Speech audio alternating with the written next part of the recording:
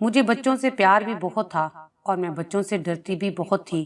یہ عجب بات تھی، لیکن عجب بات اس لیے تھی کہ ہمارے خاندان میں جڑواں بچوں کی پیدائش ایک عام سی بات تھی۔ شادی کے بعد ہر لڑکی 2 جڑواں بچے پیدا کرتی تھی اور یہ حقیقت ہماری وراثت میں چلی آ رہی تھی کہ ہر کنبے میں ایک بار جڑواں اولاد ضرور ہوتی تھی۔ مثلاً ہم جڑواں بہنیں پیدا ہوئیں، ہماری تائی کے 2 جڑواں بچے پیدا ہوئے، اسی طرح ان کی بیٹی نے جڑواں بچوں کو جنم دیا اور پھر چچی بھی 2 جڑواں لڑکوں کی ماں بنی۔ میں چونکہ سب سے چھوٹی تھی اور میری جڑواں بہن ہم عمر ہونے کے ساتھ ہم شکل بھی تھی، ہماری پہچان میں مشکل ہوتی تھی جو کبھی تکلیف دہ اور کبھی دلچسپ ہوتی۔ مثلاً ہماری ملازمہ مجھے ایک بار دودھ پلا دیتی تو جب میری بہن کی باری آتی تو ہم شکل ہونے کے سبب وہ دوبارہ مجھے ہی دودھ پلا دیتی اور میری بہن بیچاری بھوکی رہ جاتی۔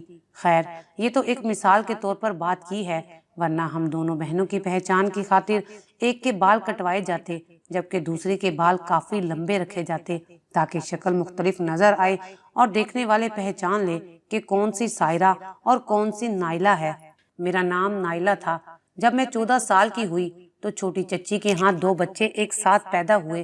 ان کے پاس کوئی مددگار خاتون نہیں تھی۔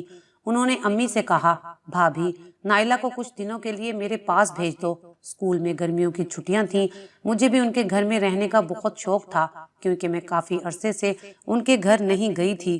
میں امی سے جانے کے لیے اصرار کرنے لگی۔ وہ بولیں، بیٹا میری طرف سے اجازت ہے لیکن ان کے سبھی بچے بہت چھوٹے ہیں، تم ان کے گھر رہ کر چند دنوں میں ہی تھک جاؤ گی۔ میں نے کہا، پلیز امی آپ مجھے جانے دیں، میں نہیں تھکوں گی۔ چچی مجھے پیار کرتی ہیں تو مجھے بھی ان کے بچے پیارے لگتے ہیں، خاص طور پر ان 2 ننھے منوں کو دیکھنے کو تو بہت دل کرتا ہے جو ابھی پیدا ہوئے ہیں۔ پہلے تو امی نہ مانی، پھر میرے بہت اصرار کرنے پر امی نے مجھے چچا کے گھر بھجوا دیا۔ میرے چچا کا گھر حیدرآباد میں تھا۔ حیدرآباد آ کر میں بہت خوش ہوئی۔ چچی کے 2 بار جڑواں بچے پیدا ہو چکے تھے، ابھی پہلی جوڑی صرف 2 برس کی تھی کہ 2 اور اکٹھے آ گئے، جبکہ ان کے پہلے سے بھی 2 بیٹے موجود تھے۔ پہلا لڑکا جنید 5 سال کا اور دوسرا 4 سال کا تھا۔ یہ بھی اتنے بڑے نہ تھے، آپس میں کبھی کھیلتے کبھی لڑتے، غرض کے سارا دن گھر کو سر پر اٹھائے رکھتے۔ یہ بہت شرارتی تھے، میں کبھی انہیں چھت سے اتارتی، کبھی غسل خانے سے نکالتی تو کبھی یہ چھوٹی بالٹیوں میں سر پھنسا لیتے۔ ان دنوں ہماری چچی کو کوئی اچھی ملازمہ بھی نہیں مل رہی تھی اور پرانی والی کام چھوڑ کر چلی گئی تھی۔ یہاں آ کر پتہ چلا کہ انہیں تو صرف ایک نوکرانی چاہیے تھی، اسی وجہ سے انہوں نے مجھے بلوایا تھا کہ میں ان کے بچوں کو سنبھالنے میں کچھ مدد کروں گی اور گھر کے سارے کام بھی کر دیا کروں گی۔ یہاں آئی تو دوسرے ہی دن میری ساری خوشی خاک میں مل گئی۔ دونوں بڑے بھائی کرکٹ کھیل رہے تھے کہ جنید نے گیند مار کر سنگھار میز کا آئینہ توڑ دیا تو مار بیچارے جمشید کو پڑی۔ 2 سالہ سلیم اور فہیم الگ سارا دن شور مچاتے، روتے اور گرتے پڑتے رہتے۔ ماں کا جینا 2 بھر کیا ہوا تھا۔ چچی انہیں سنبھالتی تو ان سے چھوٹے دونوں جڑواں بچوں کو ایک ساتھ بھوک لگ جاتی اور وہ جو مسلسل رونا شروع کرتے تو فیڈر بناتے ہوئے میرے ہاتھ کانپنے لگتے۔ ایک کو چپ کراتی تو دوسرا گلا پھاڑنے لگتا۔ غرض کہ میری پوری کوشش کے باوجود میں انہیں سنبھال نہ پائی۔ رات بھر بیچاری چچی بار بار ہر بچے کو تھپک تھپک کر سلاتی، ایک سوتا تو دوسرا اٹھ جاتا۔ اس کے رونے سے سوتے ہوئے باقی سارے بچے جاگ جاتے اور یوں رات کی نیند حرام ہو جاتی۔ ایک ہفتے میں ہی میرا برا حال ہو گیا اور مجھے بخار چڑھ گیا۔ چچی کی حالت اگرچہ قابل رحم تھی مگر مجھ میں اتنی سکت اور حوصلہ نہ تھا کہ بچوں کے اس چڑیا گھر میں خود کو مزید قید رکھتی۔ بالآخر تھک ہار کر گھر فون کیا، امی کو واسطے دیے کہ خدارا مجھے فوراً بلوا لیں ورنہ میں یہاں پر مر جاؤں گی۔ امی بولی، خدا نہ کرے مریں تیرے دشمن، یہ کیا منہ سے غلط لفظ بول رہی ہو؟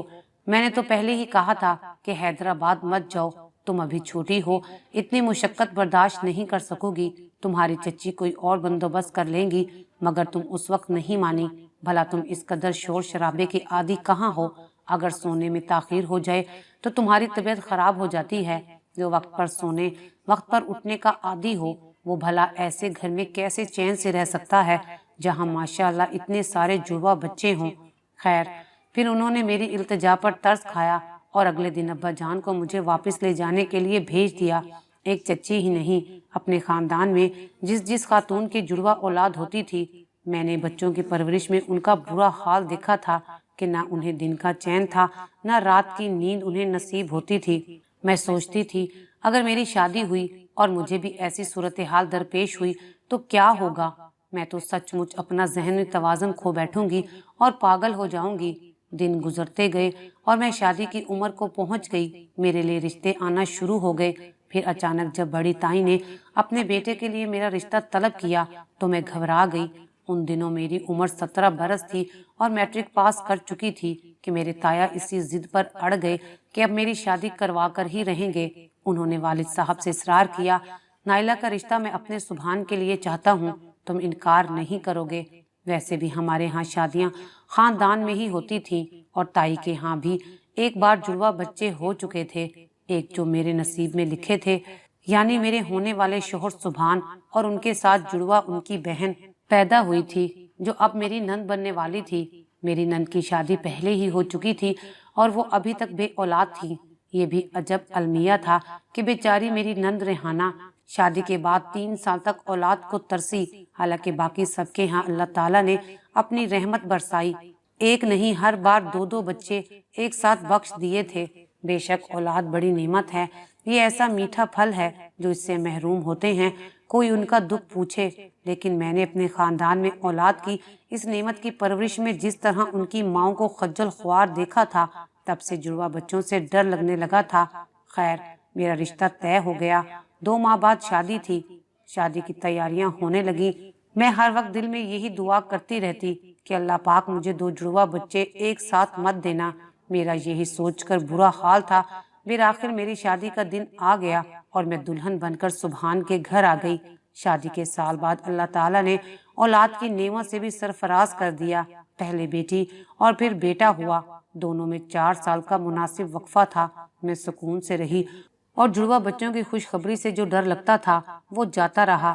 میرے شوہر بہت اچھے تھے، میری ہر بات مانتے تھے، گھر میں کبھی بھی کسی چیز کی کمی نہ تھی۔ اللہ تعالیٰ کا دیا سب کچھ تھا۔ میں بھی خوش تھی کہ اللہ تعالیٰ نے میری دعا قبول کر لی اور میرے جڑوا بچے پیدا نہیں ہوئے۔ بڑی تائی اگرچہ ہم سے پیار کرتی تھی مگر جب ساس بنی تو سخت مزاج کی ہو گئی۔ میں سارا دن کام کرتی تو بھی وہ خوش نہ ہوتی۔ تب میں سوچتی کہ آخر انہیں کیا ہوا ہے، اتنی خدمت کرتی ہوں، ہر حکم ان کا بجا لاتی ہوں، پھر بھی ناراض رہتی ہیں، آخر میرا قصور کیا ہے؟ سبحان سے کہتی، وہ یہ کہہ کر چپ کرا دیتے کہ کوئی بات نہیں، تم برداشت کرو، میں اپنی طرف سے تمہیں کوئی تکلیف نہیں دوں گا، مگر وہ میری ماں ہیں، ان کی شان میں کوئی گستاخی نہیں کر سکتا، تم بس کام کرتی رہو، باقی وہ خوش ہوں یا ناراض یہ ان کا کام ہے، لیکن تمہاری طرف سے کوئی کوتاہی نہ ہو اور میں یہ برداشت نہیں کروں گا۔ خیر میں نے اپنے شوہر کی باتیں اپنے پلے باندھی اور اپنی ساس کو کوئی جواب نہ دیتی۔ وہ مجھے برا بھلا بھی کہہ دیتی تو میں چپ رہتی۔ دن اسی طرح گزر رہے تھے۔ میری نند ریحانہ کی شادی مجھ سے 3 برس قبل ہوئی تھی اور اب ان کی شادی کو 8واں سال تھا۔ بہت جتن کر لیے، علاج بھی بہت کروایا، شہر کا کوئی ڈاکٹر نہیں چھوڑا، مگر اللہ تعالیٰ نے اولاد سے محروم رکھا۔ اس وجہ سے وہ بہت پریشانی میں رہنے لگی تھی اور اکثر جب وہ میکے آتی مجھ سے الجھنے لگتی۔ میری ساس بھی مجھ سے اپنا موڈ خراب کر لیتی۔ اس سے میں نے یہ نتیجہ اخذ کیا کہ ہو نہ ہو انہیں یہ حسرت ہوتی ہے کہ مجھے اللہ نے اولاد سے نوازا لیکن اس کو محروم رکھا ہے۔ میں ہر وقت یہی دعا کرتی کہ اللہ پاک میری نند ریحانہ کو بھی اولاد عطا کر دے تاکہ ان کا مرجھایا من کھل جائے۔ انہی دنوں میری طبیعت خراب ہوئی تو میں لیڈی ڈاکٹر کے پاس گئی۔ اس نے خوشخبری سنا دی کہ میں امید سے ہوں اور اس بار اللہ تعالیٰ نے مجھے جڑوا بچوں سے نوازا ہے۔ یہ خوشخبری سن کر میں خوش ہونے کی بجائے لرز کر رہ گئی۔ جڑوا بچوں کی ماؤں کا حشر معلوم تھا کہ جڑوا بچوں کو پروان چڑھانا کس قدر دشوار ہوتا ہے۔ مجھے تو سارے گھر کا کام بھی کرنا ہوتا تھا۔ اللہ سے شکر گزاری کی بجائے شکوہ کرنے لگی کہ اللہ ایک بچہ میرے حصے کا تو میری نند کو دے دیتا۔ بیچاری ریحانہ باجی کو کس قدر اس نعمت کے لیے ترستی ہیں، ہر وقت اس محرومی کے باعث پریشان رہتی ہیں۔ دعا اس کے لیے مانگتی تھی، لگ مجھے گئی۔ میں لیڈی ڈاکٹر کی بات سن کر گھر آ گئی۔ میرا شوہر اور میری ساس تو بہت خوش تھے مگر میرا دل بہت اداس تھا۔ اب میں چاہتی تھی کہ کسی طرح یہ بچے ضائع ہو جائیں اور میرے پیٹ میں ہی مر جائیں۔ ان دنوں میں نے اور زیادہ مشقت والا کام کرنا شروع کر دیا، جبکہ لیڈی ڈاکٹر نے مجھے بیڈ ریسٹ کے لیے کہا تھا۔ सुबह सुबह काम पर चले जाते, सास सौदा सल्फ लेने के लिए बाजार जाती तो मैं घर में बिल्कुल अकेली हो जाती। तब मैंने हर तरह के हरबे इस्तेमाल करती कि बच्चे इस दुनिया में आने से पहले ही जाया हो जाएं। मैं ऊंचे पलंग पर चढ़कर खूब छलांगे लगाती, नीचे बैठकर झाड़ू पोछा लगाती, मतलब कोई हरबा मैंने नहीं छोड़ा था। डॉक्टर की दवाई भी खाना छोड़ दी थी, मगर मुझे कुछ भी ना हुआ। जब भी डॉक्टर से चेकअप करवाने जाती तो वो कहती बच्चे बिल्कुल ठीक हैं। तब यही सोचा कि जिस रूह ने इस दुनिया में आना होता है वो आकर ही रहती है। मैं कहाँ अल्लाह पाक से मुकाबला करने चली थी। शुक्र है मुझे वक्त पर अकल आ गई थी। शायद अल्लाह ताला ने मुझे हिदायत का रास्ता दिखा दिया था। मैं एक नहीं 2 बच्चों की जान लेने पर तुली हुई थी और ये भी ना सोचा कि ये सब करने से मेरी जान भी जा सकती है। मैंने 5 वक्त की नमाज शुरू कर दी और अल्लाह ताला से अपने इस गुनाह के किए की रो रो कर माफी मांगी। एक दिन सोचा कि अगर दोनों अल्लाह के फजल से सही सलामत इस दुनिया में आ जाएं तो क्यों ना अपनी एक औलाद नंद की गोद में डाल दूं। यूं वो भी खुश और सास भी राजी हो जाएंगी। लेकिन फिर अगले लम्हे इस ख्याल को जहन से झटक देती कि वक्त आने पर देखी जाएगी। अभी से ऐसी बात मैं क्यों अपने मुंह से निकालूं कि फिर पूरी ना कर सकूं। फिर एक दिन खुद ही सास को यही बात बता दी तो उन्होंने कहा कि एक बच्चा तुम मेरी बेटी को दोगी तो उसकी ममता भी ठंडी हो जाएगी। ये बात उन्होंने मेरे शोहर से मनवा ली। अल्लाह ने वक्त मुकर्रा पर 2 चांद से बेटे अदा कर दिए। नंद और नंदोई कमरे से बाहर खड़े थे कि खुशखबरी आए तो वो झोली फैलाकर मेरी औलाद को मुझसे मांग लें। चूंकि दोनों ही बेटे थे लिहाजा मेरी नंद मजीद खुश हुई कि उनके हिस्से में बेटा आएगा। अभी बच्चों की पैदाइश को 1 रोज गुजरा था और मैंने उन्हें देखा भी ना था कि रेहाना और उनके शोहर अस्पताल में सवाली बनकर आ गए। मेरे शोहर नर्सरी से दोनों बच्चों को उठाकर लाए तो मैंने पीठ मोड़ ली। उन्होंने बच्चों को मेरी पुश्त के पीछे लिटा दिया। कहा कि इन्हें देखोगी नहीं। मैंने जवाब दिया नहीं, पहले रेहाना बाजी एक को ले जाएं, तब मैं दूसरे को देखूंगी।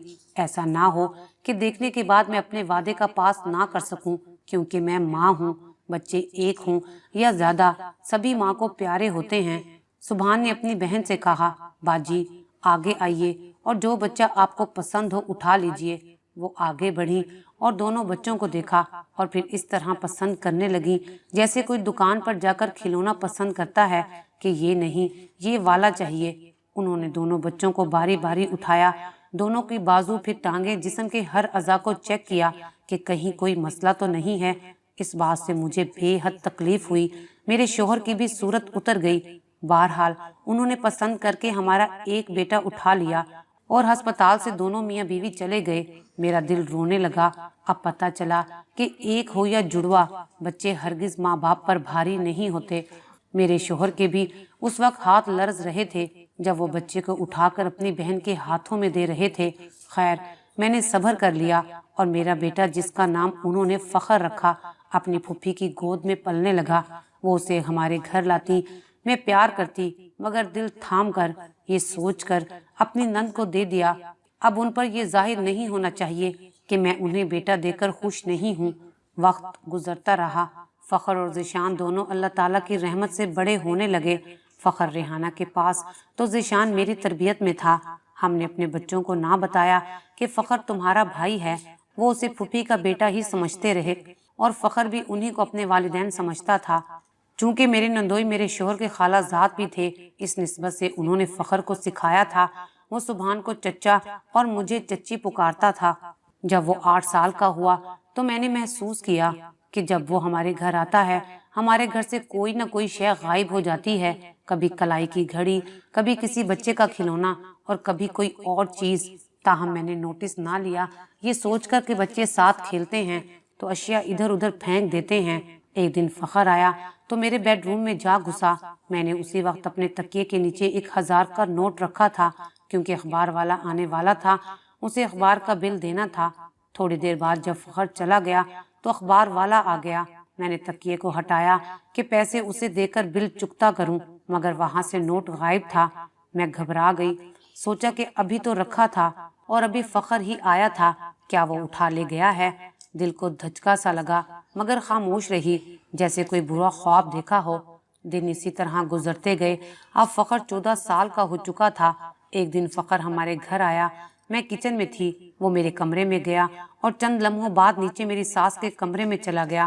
مجھے شک گزرا، میں اپنے کمرے میں گئی، ذرا دیر سوچا، پھر الماری کی طرف نظر گئی جس کے پٹ ذرا سے کھلے ہوئے تھے۔ میں نے اسے کھولا اور اس میں موجود دراز کو بھی کھولا جہاں میں اپنے طے کیے ہوئے کپڑوں کے اندر رقم رکھتی تھی۔ میرے کپڑوں میں 35,000 کی رقم رکھی تھی جو صبح ہی سبحان جاتے ہوئے مجھے دے گئے تھے۔ تمام رقم غائب تھی اور میرے کپڑے بھی بکھرے پڑے تھے۔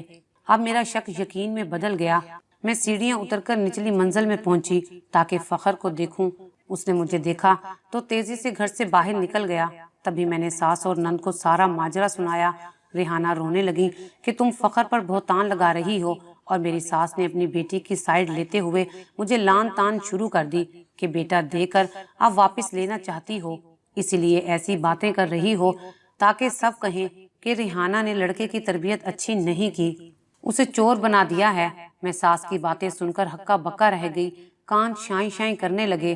میں سکتے میں آ کر اپنے بیڈ پر بیٹھ گئی، جی بھر آیا اور آنسو بہنے لگے کہ یا اللہ، میں نے ایک بے اولاد کی گود بھرنے کے لیے اپنی گود کا پھول اس کی جھولی میں ڈالا تھا، یہ کیا کہ وہ چور بن گیا ہے۔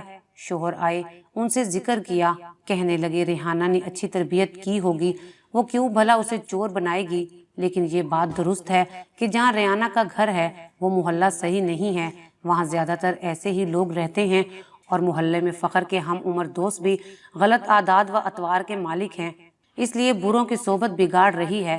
میں بھائی صاحب سے بات کروں گا، ریحانہ عورت ہے، وہ جذباتی ہو جائے گی کیونکہ فخر سے بہت محبت کرتی ہے۔ یہ تو صحیح ہے کہ ریحانہ باجی نے میرے لڑکے کو بہت لاڈ پیار سے پالا، مگر یہ بھی صحیح ہے کہ ان کی تربیت میں ضرور کوئی کسر رہ گئی تھی۔ اس وقت میری بات پر کسی نے اتنا دھیان نہ دیا۔ آگے چل کر فخر نے چوری کا راستہ اختیار کر لیا اور ایک دن ہمسائے کی موٹر سائیکل چراتے ہوئے پکڑا گیا۔ پڑوسی نے پولیس کو فون کر دیا۔ اس وقت فخر کی عمر 16 برس تھی۔ بچہ کہہ کر معافی دلوائی، پولیس سے کسی طرح سبحان نے منتیں کر کے جان چھڑوائی، مگر اب میں بہت پچھتاتی کہ کیوں اپنی اولاد کسی اور کے سپرد کی۔ جہاں اور بچے ماں باپ کے زیر سائے پل رہے تھے، یہ بھی پل جاتا۔ میں نے اس کی پیدائش سے پہلے ہی جڑواں ہونے کے بنا پر اسے ریحانہ کے حوالے کرنے کا کیوں سوچا۔ آج جب بھی فخر کے بارے میں سنتی ہوں کہ اس نے یہ غلط کام وہ غلط کام کیا تو دل دکھ جاتا ہے۔ ادھر اس کا جڑواں بھائی اب بھی ہر کلاس میں پوزیشن لیتا ہے، میرے اور بھی بچے پڑھائی میں آگے ہیں، مگر افسوس میرا فخر میٹرک بھی پاس نہ کر سکا۔ اسے ریحانہ اور اس کے شوہر کے لاڈ پیار نے کہیں کا نہ رکھا، اور مجھے بھی اپنے کیے کی سزا مل رہی تھی۔ میں نے کیوں اپنے بچے کو بوجھ سمجھ کر انہیں دیا تھا؟ اب شکوہ کروں تو کس سے کروں؟ بس رو رو کر دعا کرتی رہتی ہوں کہ اللہ تعالیٰ فخر کو سیدھی راہ پر چلائیں، اسے نیک ہدایت دیں اور ہر مصیبت اور رسوائی سے بچائیں۔ اگر آپ کو ہماری یہ ویڈیو اچھی لگی ہو تو اسے لائک کریں، شیئر کریں، اور مزید اچھی ویڈیوز دیکھنے کے لیے ہمارا چینل سبسکرائب کریں۔